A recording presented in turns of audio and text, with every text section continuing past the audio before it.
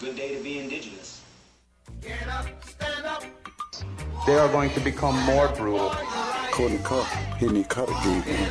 Because all the hippies were trying to be Indians anyway. They're going to become more repressive because it's a matter of dollars and their illusionary concepts of power. Hey, Victor. We must live in balance with the earth. And also with recent happenings at Wounded Knee. I am awake. Welcome to Native Roots Radio presents I'm Awake, and I'm your host, Wakanja Hade. Hey, Kadagi to all my friends and relatives in four directions. You are listening to Native Roots Radio presents I'm Awake, and I'm your host, Robert Pilot, and we discuss local and national Native news and events. And as you know, Haley, Native issues are human issues, and human issues are Native issues. You are absolutely right, Dega. This portion of the show is supported by Fair Financial. You work hard for every cent you make. You have bills and you have goals. Choose a bank that's going to support you along the way. That's Fair Financial Banking. No overdraft fees, no minimum balance, no credit score required. Call 651-262-2173 to talk to a Fair Financial enroller to open your account today. Keep more of your money. That's Fair. www.fairfinancial.org. Fair is a program of Prepper and Prosper, a nonprofit organization, and is not a bank. Banking services are provided by Sunrise Banks, NA, member FDIC. Hey, nice read. Hey, also on a somber note today, it's a 9/11, 2001, and I'll never forget where I was. I was teaching high school, and I was walking to the bathroom, and heading back to the bathroom, I noticed a couple classrooms were watching their TV.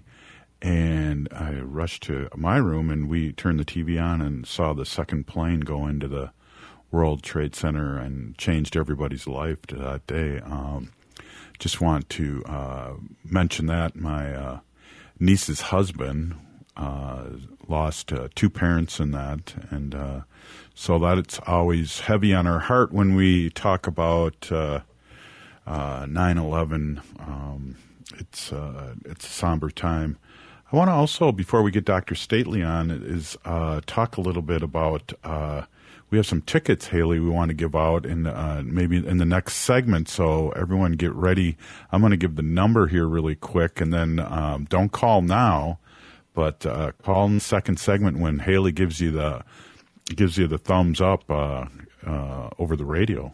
It'll be hard to see, but over the radio. But Haley, what do we got to give away? Yeah, so we got our Ray Bonneville and Corey Medina and brothers are going to be at the Cedar Cultural Center this Friday. Their show begins at 8 p.m. Doors open at 7 p.m. This is for all ages. We'll be handing out, we've got pairs of tickets. We've got 4 pairs of tickets that we'll be handing out this week. So make sure you're tuning in. This is presented by KFI and the Cedar. So it's we got some blues music. So if you're into blues.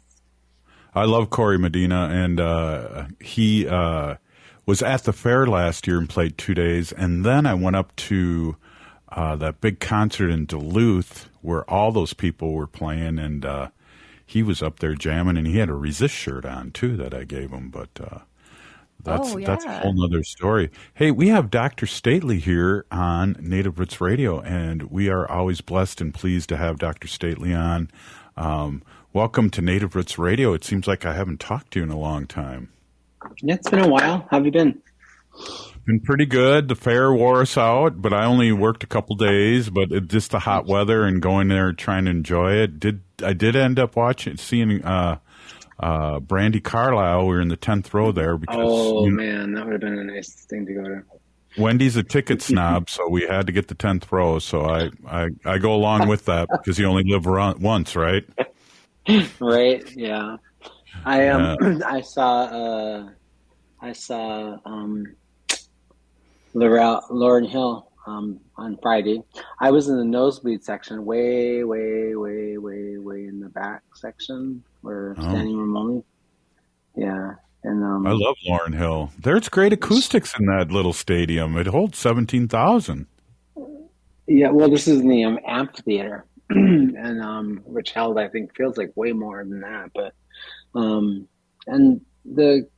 it was great. It was just great to see her. Like, it was cool. Like celebrating the 25th anniversary of her Miseducation of Lauryn Hill CD. Wow.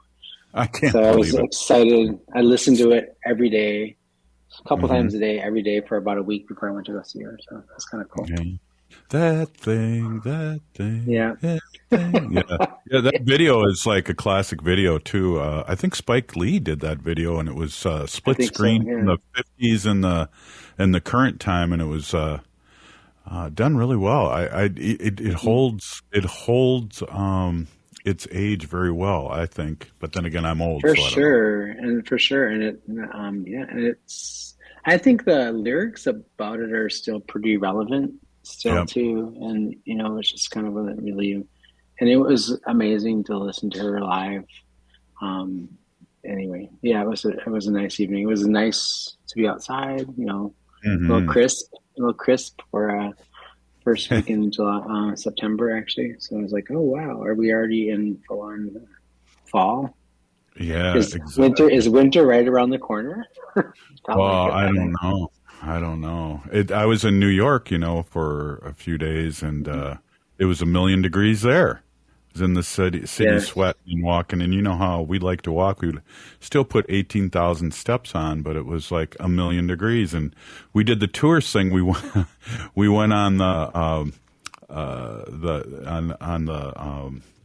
tower there. What the heck? Not the World Trade Tower. The old Empire State Building. Yeah. And we hadn't done that in like. I saw your pictures on your Facebook. It was pretty remarkable. I said, "Oh, look at them! They're just doing the whole touristy thing." That's awesome. It was fun, and then Sunday we went to the museum, and it's always crazy because there's such striking art, and they go to the 30s, 40s, 50s. They go up like that, and then you'll see like Andy Warhol's silk screens, and you're just kind of going, this guy cheated. What's going on here? Yeah. Got the factory working. I didn't remember that whole deal. And it's just like he had people working for him and doing silk screens, and he called it art. So I don't know. It's all in the eye of the beholder. But I'll tell you, it really inspired Wendy, and that's all it counts. Yeah. He was a remarkable artist for his time. I mean, I think he was probably, he had interesting looking art. I don't know if you've ever seen his Cowboys and Indians series or not, but remember he had like the whole John Wayne one, and then he had that iconic picture of like Sitting Bull and John Wayne and a few other folks. But then I think it might have been Custer as well. But he also had a remarkable iconic image of that mother and papoose. And I actually bought my ex-partner and I from 20 or 25 years ago, maybe 28 years ago, bought a copy of bought that print when we were in New York in Soho way back in the day. And it was a remarkable piece to own. And then we got divorced, and he was a wealthy white man, so he kept it. Wow! Again, stealing our land, and now you're painting. What next? Well, yeah, and he's like, he said that wasn't actually a birthday gift for me, and we got separated. Wow, that isn't how you remember. Yeah, one day I'll write about him prolifically in my memoir, and I'll name all the dirty deeds. Right on. That's good. Maybe it'll be a big book story. No, no, not quite like that. But we'll see. This was actually after I was sober. I was sober like 6-7 years, I think then. But heck, you could elaborate. Bill W. did. So, Dr. Staley, can you hold on for another segment? We got an update from our Lieutenant Governor I'd like to have you comment on, and we'll do our thing. It's great to see you. This is Native Roots Radio presents I'm Awake, and we'll be right back after this short break. Ho-wah!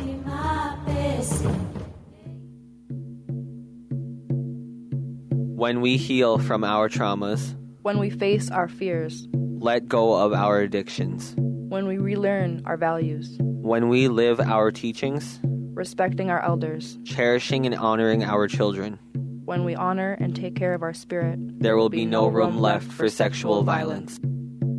Sponsored by the Minnesota Indian Women's Sexual Assault Coalition.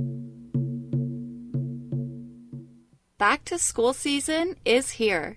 And while this is an exciting time for parents, kids, and educators, let's not forget how far we've come in our battle against COVID-19. We're in a better place, but COVID-19 is still here, and we need to continue to help protect our communities. With the flurry of new schedules and classrooms, let's not overlook the fundamentals of staying safe. Wash your hands regularly, and watch for any symptoms like fever, chills, a cough, or shortness of breath. Should you or someone you know have COVID-19 symptoms, stay home and get tested. Find more tips on continuing to be safe at health.state.mn.us. Let's have this back-to-school season be a time of renewed commitment to our collective health and brighter future for our Native communities. Again, find more tips on continuing to be safe at health.state.mn.us. This message is brought to you in partnership with the Minnesota Department of Health. Join Mary T. on Wednesday, September 13th from 3 to 6 p.m. for an open house for the brand new Outpatient Therapy and Wellness Center. The Outpatient Therapy and Wellness Center offers physical, occupational, speech, and lymphedema therapies. Enjoy massage, yoga, meditation, and Tibetan medicine. They will partner with you on your healing journey and get you back to a quality of life that is meaningful to you. Mary T. Incorporated empowers people to live their best life by facilitating independence and overall wellness.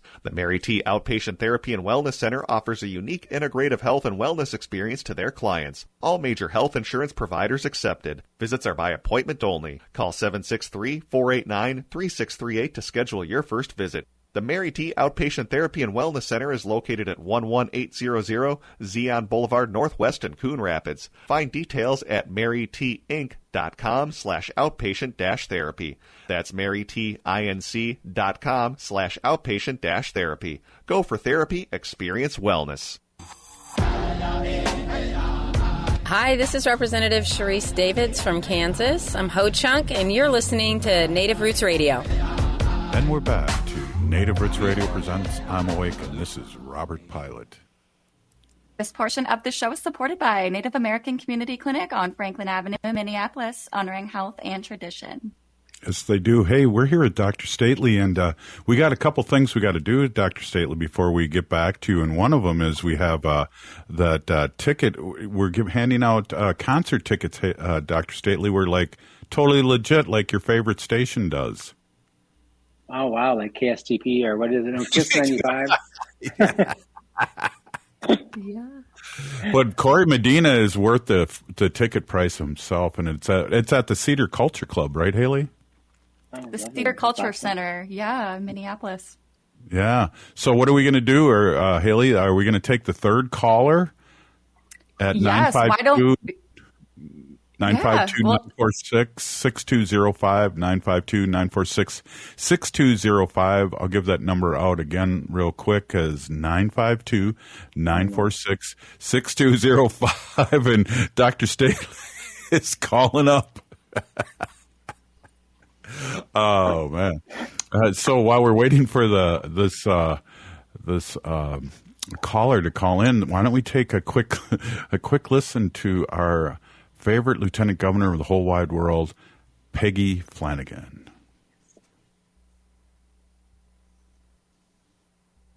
Bonjour, Lieutenant Governor Peggy Flanagan here.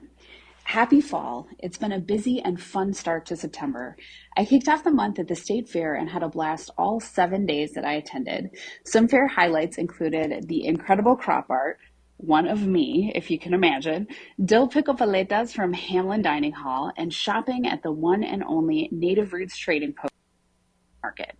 At the end of August, history was made when Governor Walz appointed Chief Justice Natalie Hudson to the Minnesota Supreme Court. Since 1849, Minnesota Supreme Court has had 21 Chief Justices. 19 have been men, 2 have been women, but not one of them has been a person of color. Chief Justice Hudson is making history as the first Black woman appointed to lead our state's judiciary. She is a highly qualified leader who has dedicated her career to serving the people of Minnesota. Her historic appointment is another important first in our state's history that will continue the work of opening doors and moving Minnesota towards justice and representation for all Minnesotans. To celebrate the new school year, Governor Walz and I traveled to schools across the state, from Bloomington to Columbia Heights to White Bear Lake to Rochester, to welcome students back and see our new free school meals program in action for the first time in Minnesota history. While at the White Bear Lake High School, I had the chance to see my friend, American Indian Education Program Coordinator Vincent Patton. Vincent is ensuring that the program's mission of providing meaningful, intentional, effective academic and non-academic services to and opportunities for every American Indian student is prioritized, while also fostering a cultural identity, pride, and intercultural education for all students.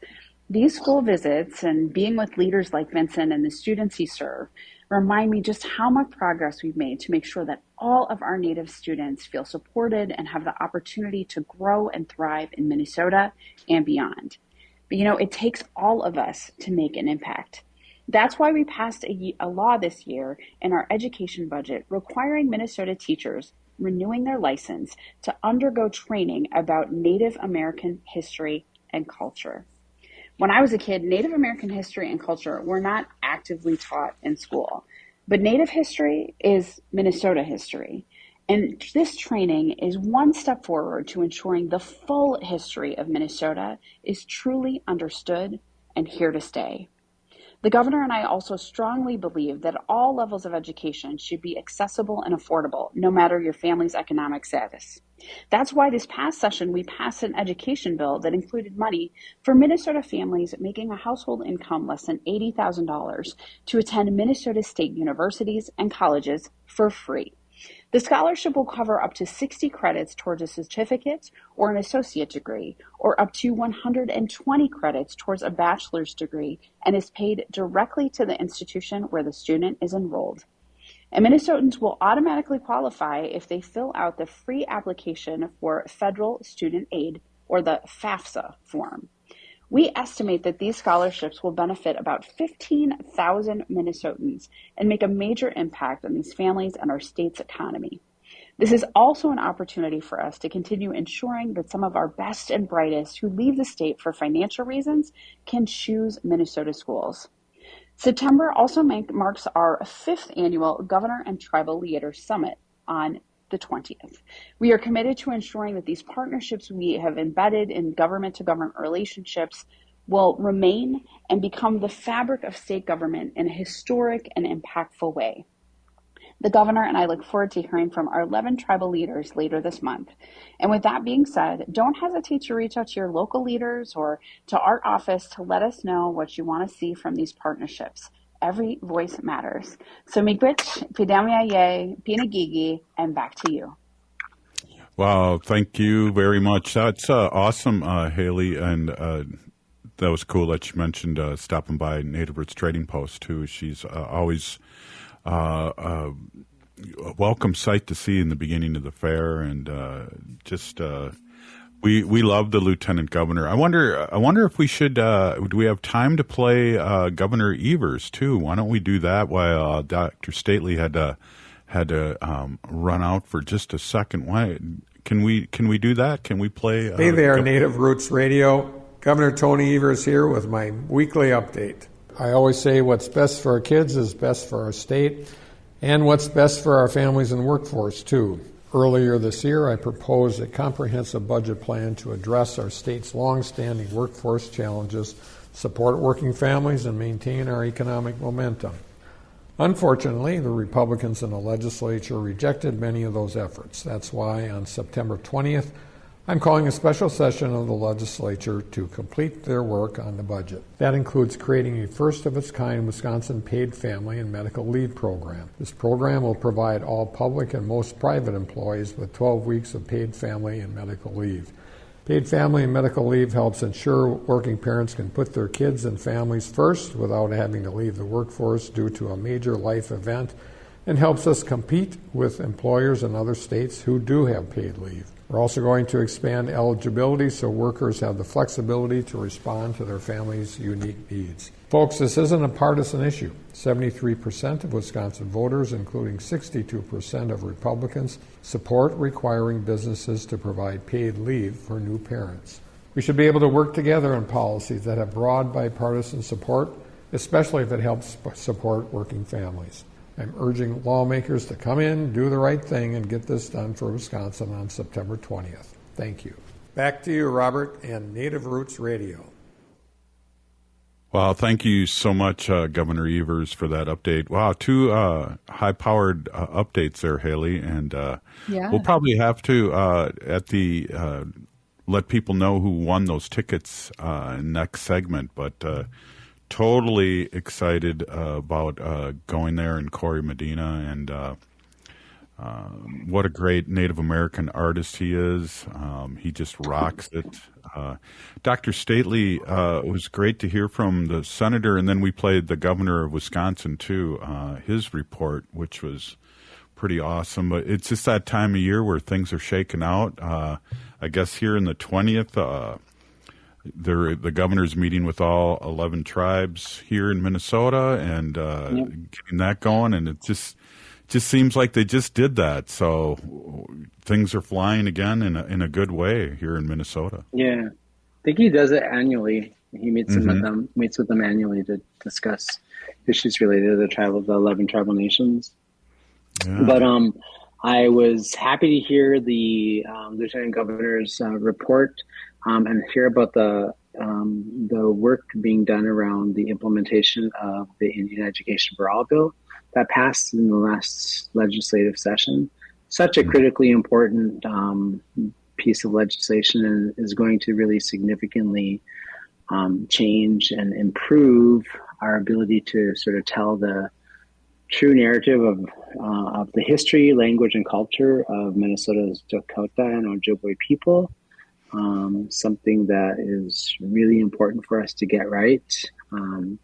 My kids are entering their junior year, and they just started school probably about 3 years. They're on their 5th day of school, and I know that they're taking U.S. history in this first semester of their junior year. And one of the things I'm waiting to see is how much of the narrative or the work that gets integrated into that classroom focuses correctly around the roles and the true history of Indigenous people, and you're kind of getting some eyes on that. But it's important. Indigenous history or the Native history is the history of the United States as well. So U.S.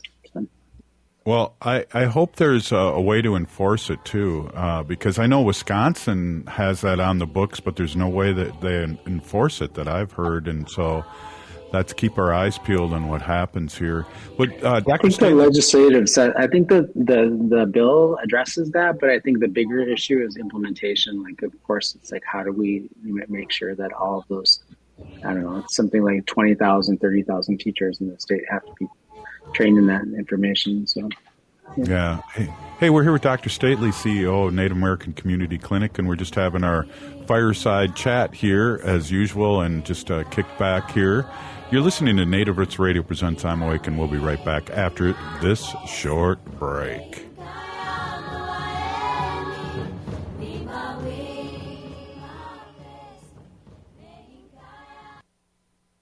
Minnesota has the only original wolf population in the continental United States. And 80% of Minnesotans believe the wolf should be protected. Howling for Wolves is asking Minnesotans to respect our true wildlife manager, the wolf. Their survival is critical to our ecosystems, our communities, and even our economy. As highly intelligent animals with strong social bonds, Minnesota wolves deserve to be protected and admired. Learn more at howlingforwolves.org. Let's live and let howl. Howl!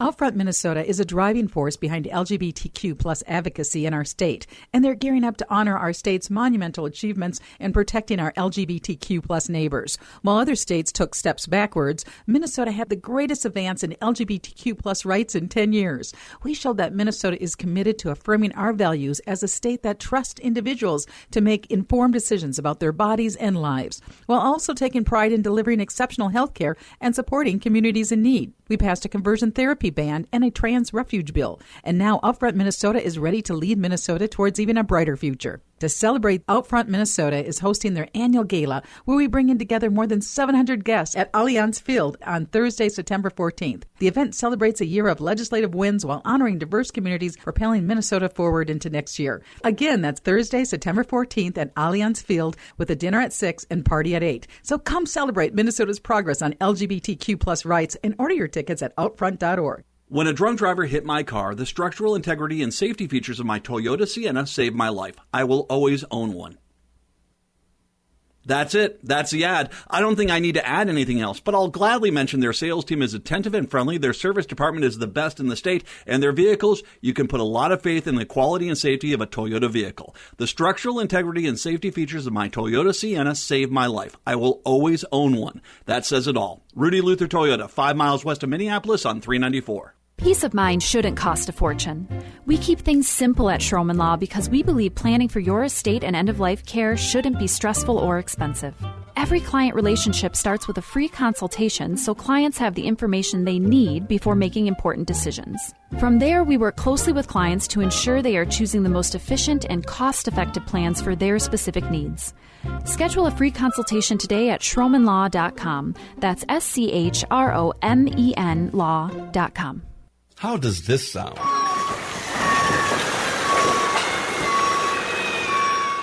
Doesn't this sound better? If you've decided to level your home and build new or to renovate, hire Better Futures Minnesota instead to take it apart by hand. Think before you scrap.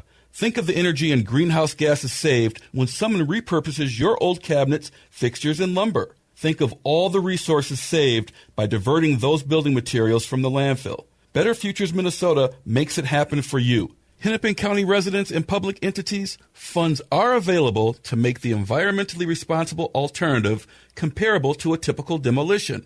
For more information, check out betterfuturesminnesota.com. That's betterfuturesminnesota.com. Or call 612-351-8650. And don't forget to shop the Reuse Warehouse in Minneapolis. With a look at your AM 950 weather, I'm Patrick Lilia. A chance of rain late tonight with a low of 53. Then another chance of showers and storms on Tuesday with a high of 66. Nightingale is your cozy, comfortable neighborhood bar and restaurant at 26th and Lindale in Minneapolis. Come in for the famous Nightingale burger or the ginger tamari chicken wings. View their menu or place a takeout order at nightingalempls.com. You're listening to Native Roots Radio. This is Spirit from Reservation Dogs. Get up and listen.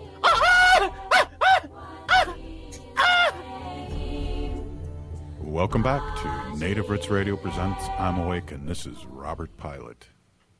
This portion of the show is supported by the Minnesota Indian Women's Sexual Assault Coalition. Hey, Haley, do we have a winner? I hear rumors we do. It was Marin Hardy. Wow, cool. And what did she win again? Oh, Dr. Stately's mad. Yes, she won the pair. We've got a pair of tickets to the Ray Bonneville and Corey Medina show.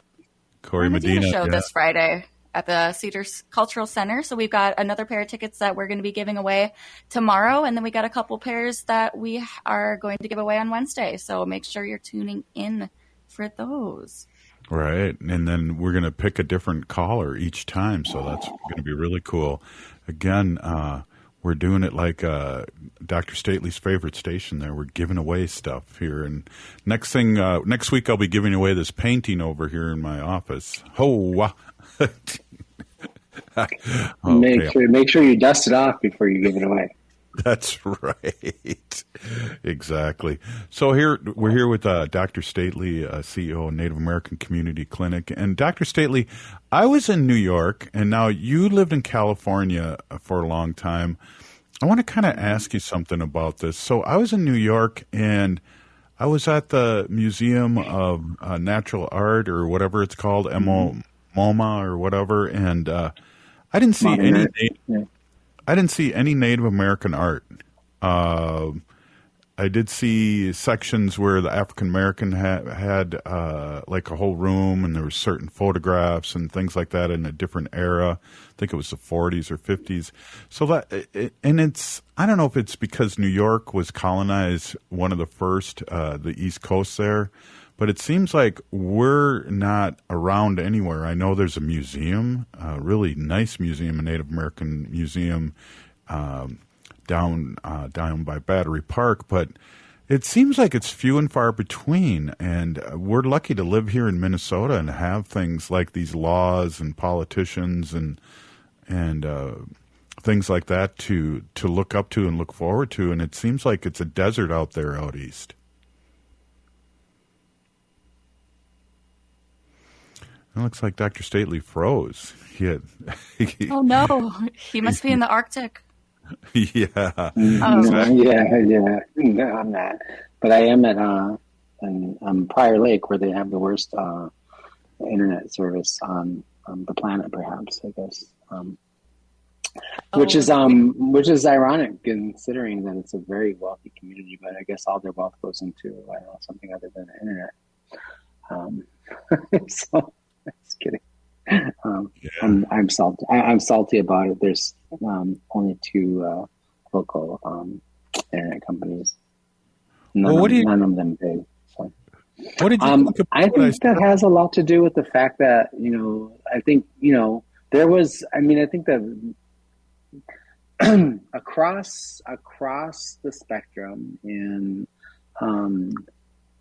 the United States, I think writ large, there has been an active effort to erase Native voice and history and presence across all kinds of enterprises, including the industry of art and museums and such. It's like a lot of places won't do it unless they have a quote unquote large population near and around their museum that has an interest in indigenous or native art, so that means things like, nearby reservations or, I don't know, I think you probably have a lot of that maybe in Oklahoma, right? Where there's a lot of tribes that were relocated nearby, those kinds of things. But I think Minnesota is unique in a lot of ways. Like think about how unique we are. We have 11 tribal nations in the state. We have, it is the birthplace of a lot of, sort of grassroots kinds of organizations that have done a lot to change, the visibility and the narrative and the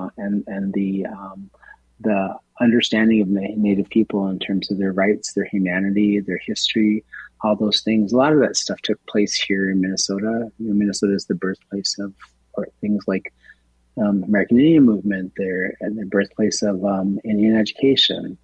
Minnesota Indian Education Association is actually older than the National Indian Education Association. I think NIEA structured their convention around MIEA. We were the birthplace of Indian health, all kinds of things. And we have a rich history of resistance here, and we have a rich history of, lifting up and doing the work of lifting up the voices and the understanding of our community and all of our needs and the things that are important in our community. We're an active bunch, right? We're a state and a state of activists. And so, I think it has a lot to do with like how, good communities are in being able to coalesce power and build coalition building and leverage that into sort of having an active presence in the larger society. Unfortunately, a lot of places don't sort of just actively, independently do those things without sort of having, folks from their community say, "Hey, here's a story, or here's a part of this of the community that you're missing, some voice and some information on." So. Yeah, I lived in Los Angeles. I didn't really see a whole lot either. Like there were a couple places, but there wasn't a big presence, which was interesting considering that Los Angeles is considered one of the largest populations of Native people, but it's 4,000 square miles and they're dispersed all over the place. So. Well, and there's 8 million people in the city too. So there are places, again, like talked about the museum, and there's a place on that I was trying to find that it was hard to find because it's up in a building and stuff's kind of hidden there too. I mean, in the city, as you know, it's like you go upstairs and you go, "Oh my God, this is a beautiful restaurant here." You would have never known on the street. Yep. When I lived in Los Angeles, the Gene Autry Museum was pretty well known for doing things like performance art and the other things. They had a lot of plays that would happen there and other kinds of performance things happen. So, and there are other places in Los Angeles in and around Los Angeles County and the various areas. San Diego as well. I think there's a strong sort of indigenous artistic presence in San Francisco and Oakland particularly. So, yeah, definitely. It was just, I don't know, it was just kind of weird for me because I'm so used to driving to the powwow grounds or seeing you or seeing somebody on the street, and then you still see people that look Native and you're not sure, and they got the braids and everything, and you try to give them a who, and they don't hear you because you're in a noisy city and it smells like weed everywhere. Oh yeah. Like the Lauryn Hill concert, actually. What's I think is really unique is that we do have such a rich opportunity to sort of be seen all over and see ourselves reflected in a lot of places. And even with that being true here in Minnesota, and particularly in the Twin Cities, that isn't really actually all that abundant outside of the Twin Cities. There's some places and spaces in the state where it's still probably a lot like living in the middle of nowhere, where you don't see an Indian and anything reflected outside of gun billboards and stuff like that. So you got the Marlena Miles bus that's always driving around the Twin Cities, which is pretty cool. Yeah, that is. So we're totally blessed here in the Twin Cities, and I know in Wisconsin we're all over too. There's 11 tribes there, and it's also a lot of things happening in Native wise. Especially, it's interesting too because I really didn't realize, and I think you might have told me, that the high percentage of Native Americans that live off a reservation, something like 70 or 65%. And so the inner cities happen in a lot of different ways, where the rural area is still populated by not only our Native reservations, but also people that don't like Native people that live amongst us. So there's that too. Yeah, I think one of the things circling back, I think that's one of the reasons why I think this, the bill, our education for all, Native education for all, or Indigenous education for all, is really an important thing. It's like, people don't know, this generation of individuals growing up at this point in time in, both, inner city, Minnesota, and then out in the rural areas. Like, how else can we help them to understand who we are as Indigenous people, and get to understand who we are as real humans, not something that lived centuries ago in a textbook or in John Wayne movies, but something that lives today, contemporaneously, right here next door to you, and what we look like and about how we live and what are our values and those kinds of things. Those are really important things for them to begin to understand, because we're right here, right next to them. every day.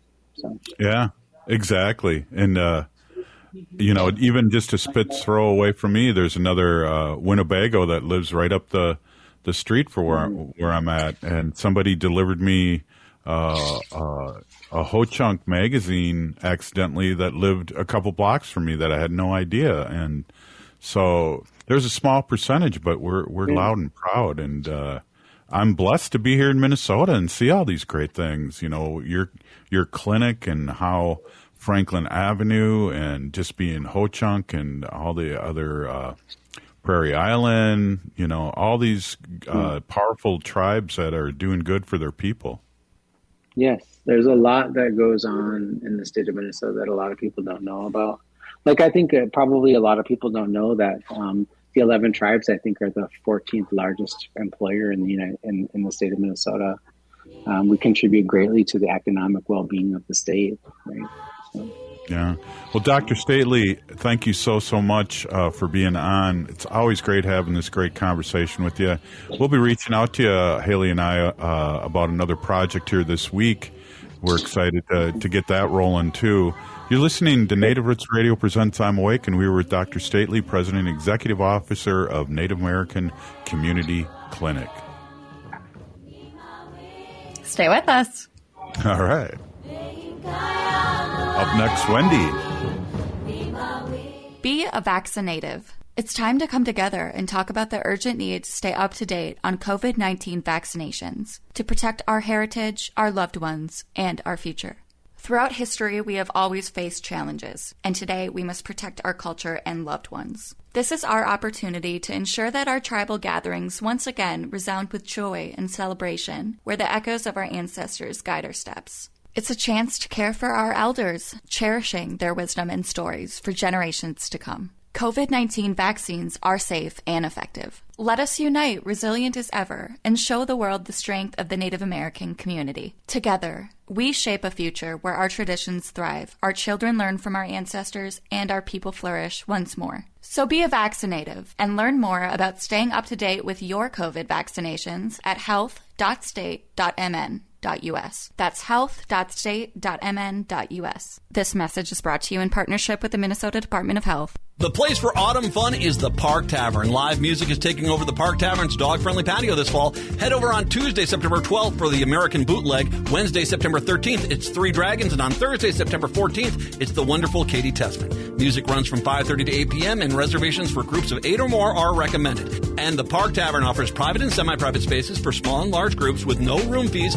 and no minimum spending requirements. On Louisiana Avenue, north of Highway 7 in St. Louis Park, autumn fun is waiting for you at the Park Tavern. J&S Bean Factory is a Native-owned, community-supported, cozy, artsy coffee shop which offers roasted on-site beans, live music, and baked goods. Relax in the beautiful outside patio. City Pages writes, voted top 10 coffee shops. Tucked into a quiet corner of St. Paul's Highland Park neighborhood, this coffee shop roasts beans on-site from the best coffee-growing countries in the world. Located at 1518 Randolph Avenue, St. Paul. The good stuff.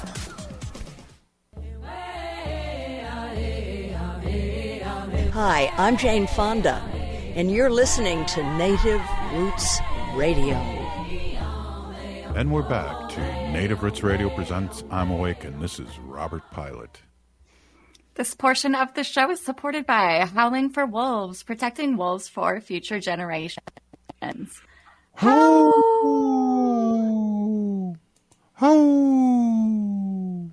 Oh, Dr. Stately brought Dr. Stately back for a howl. Hey, that is such a sad howl.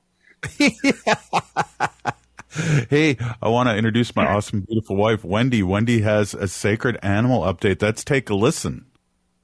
Thank you, Robert. Thank you, Haley. Hey, everybody. My name is Hanaji. That means cares for them. I was given that name by my Dega Curtis. Curtis goes by Mashke Hanajingo, which means walks on white clouds. I'm a humane policy volunteer leader for the Humane Society of the United States, and I work on animal issues at the local and state level, and it's always my pleasure to do that. Today I'm going to be talking about the dogs who helped with the 9/11 rescue mission. Today we're recognizing the 22nd year anniversary of the terrorist attack. Volunteer firefighters, police officers, and rescue workers from around the world rushed to aid of New York City and Washington, D.C. in the days following the terrorist attacks of September 11, 2001. Among these heroes were some of the four-legged variety, dog heroes. Riley, iconic photos of Riley being transported alone through the on-site debris have been shared thousands of times since 2001. This search and rescue golden retriever was formally trained to locate survivors of the attacks, desperately searching the World Trade Center as part of FEMA's Pennsylvania Task Force 1. His image is a beacon of hope at Ground Zero, brought motivation and comfort to the firefighters and police officers tirelessly working through the tragedy. Riley provided his owner, Chris Selfridge, and his nation with over 13 years of love and support. Riley's passing in 2010 helped inspire a study of the long-term effects that rigorous search and rescue work have had on canine health. You could Google Riley 9/11 dog and look at the iconic photos of Riley being transported alone through the on-site of that debris. It's pretty breathtaking, actually. And we're going to talk about Apollo. Apollo, a German Shepherd, Apollo graduated from the New York Police Department Canine Special Operations Division when he was only 2 years old. He was one of New York City's top dogs throughout the 1990s and worked with the first New York Police Department Canine Urban Search and Rescue Team. Apollo and his handler, Peter Davis, were the first canine search and rescue team to answer the call on September 11th, arriving at the South Tower just 15 minutes after its collapse. From that moment on, Apollo looked for survivors 18 hours a day for weeks on end. His search and rescue work earned him one of the first AKC Humane Fund awards for canine excellence in 2001, as well as the Dickin Medal on behalf of all Patriot Day search and rescue dogs, awarded for tireless courage in the service of humanity during the search and rescue operations in New York and Washington on and after September 11th, 2001. Sage.